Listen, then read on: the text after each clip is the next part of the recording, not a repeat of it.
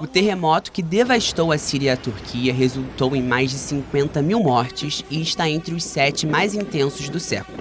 Este foi o terremoto mais forte na Turquia desde 1999. Um de magnitude de 6,3 atingiu também a Síria, o Egito e o Líbano.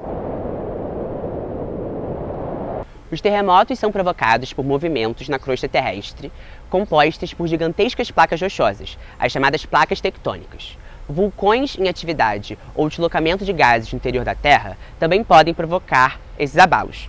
No caso da Turquia, os 2 maiores tremores foram registrados em cidades localizadas na falha geológica de Anatólia, ponto de encontro de 3 placas tectônicas. O professor Rodrigo explica que existem 3 possíveis encontros entre as placas tectônicas.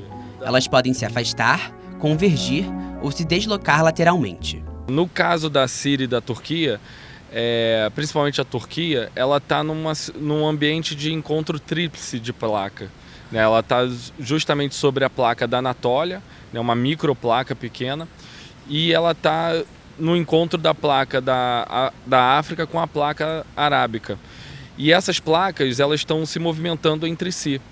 Particularmente no caso da Turquia, ela está justamente numa zona de falha, que é até chamada de zona de falha da Anatólia. E essa zona de falha ela é marcada por um movimento lateral dessas placas.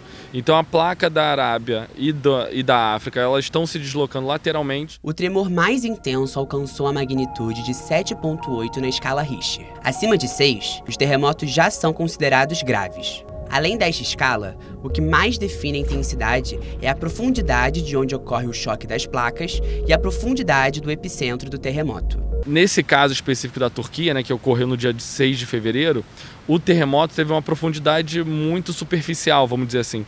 Ele ocorreu a aproximadamente 18 quilômetros da superfície, o que é muito próximo. Normalmente os terremotos que ocorrem no planeta como um todo, eles ocorrem com uma profundidade maior. Então, quanto mais próximo da superfície for o epicentro desse terremoto, mais intenso ele é. Na Síria, o problema se agravou porque o país vive uma guerra civil, o que dificultou a chegada de ajuda humanitária. Mais de 12 mil edifícios foram destruídos pelo terremoto na Turquia.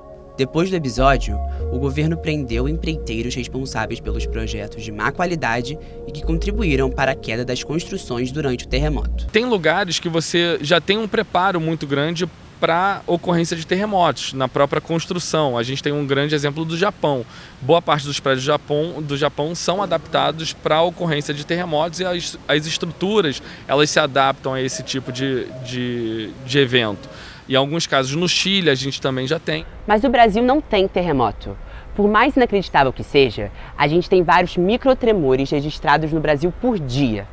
Eles são bem profundos e de baixa intensidade e podem variar de 1 a 2 na escala Richter. Por isso, não sentimos.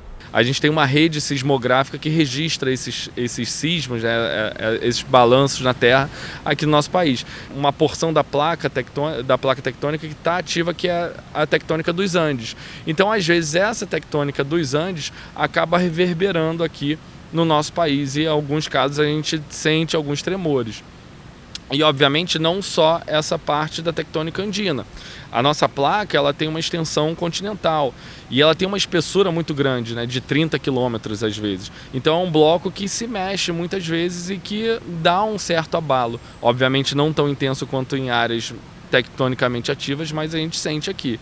Mas não fiquem preocupados, porque a princípio a gente não tem nenhum sinal de indício de terremoto tão grave assim no Brasil, não.